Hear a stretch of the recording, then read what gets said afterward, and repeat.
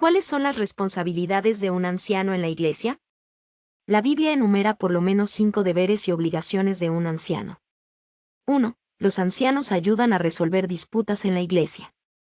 Cuando Pablo y Barnabás estuvieron en Antioquía de Siria, algunos que venían de Judea enseñaban a los hermanos: si no os circuncidáis conforme al rito de Moisés, no podéis ser salvos.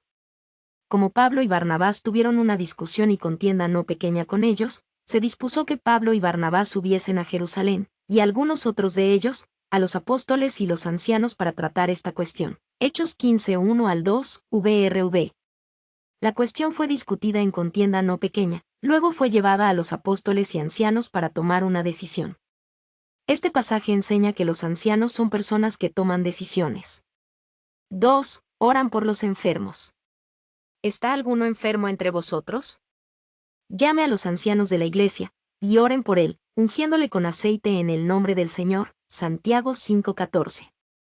Un anciano que reúne los requisitos bíblicos tiene una vida santa, y la oración eficaz del justo puede mucho. Santiago 5:16.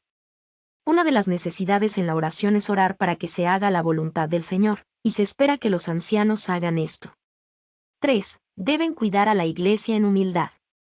Ruego a los ancianos que están entre vosotros, yo anciano también con ellos, y testigo de los padecimientos de Cristo, que soy también participante de la gloria que será revelada.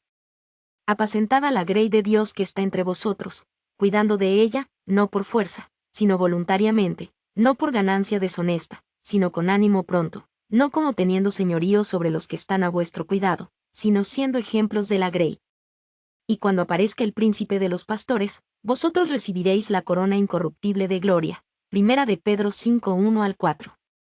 Los ancianos son líderes de la Iglesia designados por Dios, la congregación se les confía a ellos. No deben dirigir por ganancia económica, sino por su deseo de servir y de guiar a la congregación. 4. Deben proteger la vida espiritual de la congregación.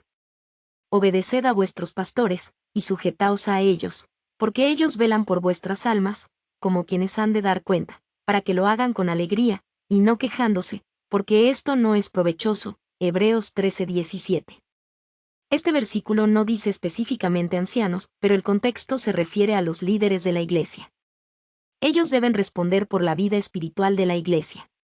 5. Deben pasar tiempo en oración y enseñando la palabra. Entonces los 12 convocaron a la multitud de los discípulos, y dijeron: no es justo que nosotros dejemos la palabra de Dios para servir a las mesas. Buscad, pues, hermanos, de entre vosotros a 7 varones de buen testimonio, llenos del Espíritu Santo y de sabiduría, a quienes encarguemos de este trabajo. Y nosotros persistiremos en la oración y en el ministerio de la palabra. Hechos 6, 2 al 4. Esto es para los apóstoles, pero podemos deducir de 1 de Pedro 5:1 que Pedro era al mismo tiempo un apóstol y un anciano. Este versículo también nos muestra la diferencia entre los deberes de un anciano y de un diácono. Dicho simplemente, los ancianos deben ser pacificadores, guerreros de oración, maestros, líderes ejemplo, y personas que toman decisiones. Ellos son los líderes predicadores y maestros de la Iglesia.